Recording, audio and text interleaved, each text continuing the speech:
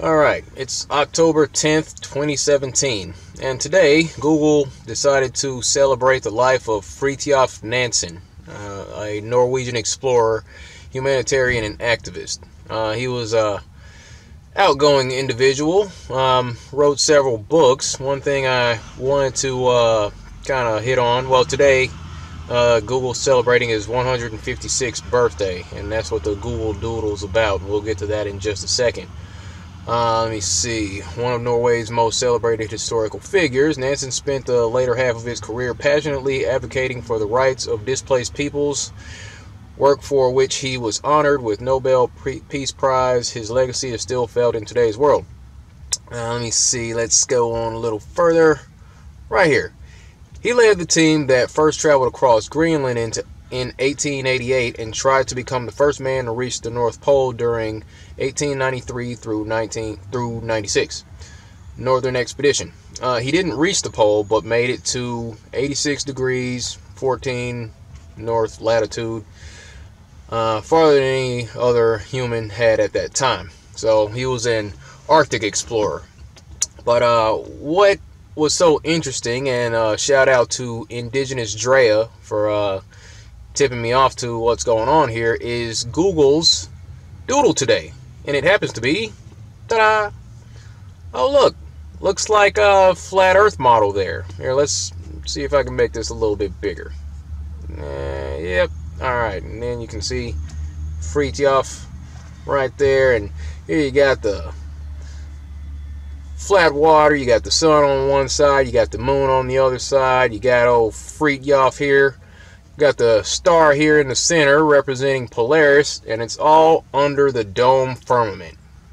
Isn't that cute how they just hide everything in plain sight? I mean, really.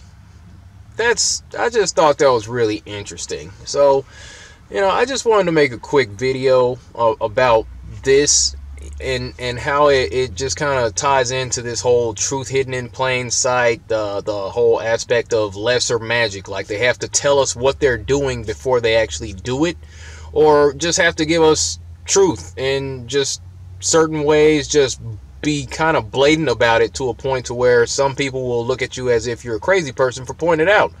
You know what? I don't care about being called crazy at this point. This is obvious. They're just putting it out in our faces. And that's... it's unfortunate how people will refuse to even look into this after seeing these type of things. So, once again, all that's going on under the dome, as written in Scripture, you got the North Star, Polaris here in the center, the star that we've seen over the North Pole for all of recorded history.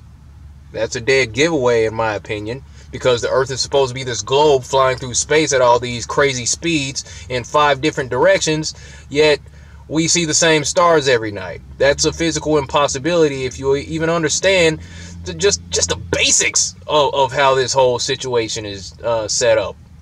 And people say, yeah, well, the stars moved a degree or a half degree in the last 500 years or so. I mean, just throwing out these ridiculous numbers, but we can still see the same stars. We should have a different night sky every single night. Think about that for a little bit. If the Earth is spinning and it's orbiting around the sun, and the sun's flying through space at whatever speed, and the whole galaxy's flying through space at other speed, and all of space is supposed to be infinitely expanding, then we shouldn't have the same stars every night. But I've been seeing the Big Dipper since I was a kid, and so have you. We shouldn't be seeing the same stars, but we do. And right here, that's the North Star, right in the center. And there are the stars in the firmament, and that's the moon over here, that's the guy, and that's the sun setting over a flat ocean. This is insane. Well, that's more of what we got here. That truth hidden in plain sight. Oh, and one final note. I'm getting a lot of people coming to me talking about how stars, the Southern Cross or whatever, prove the globe some way or another. When in actuality, I have to ask the question, just in analogy format here. Do you ever walk into a room and try to determine the texture of the carpet in the room based on the light fixtures? That's just something to think about.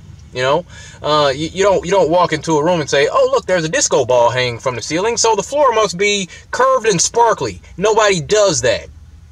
Okay? We say the earth is flat. We're talking about there's no curvature, because bodies of water don't curve. You know that.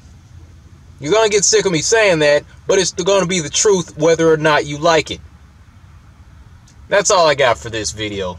Just wanted to share that with you. As always, be good to each other. Take care of yourself. Stay flat. See you next time.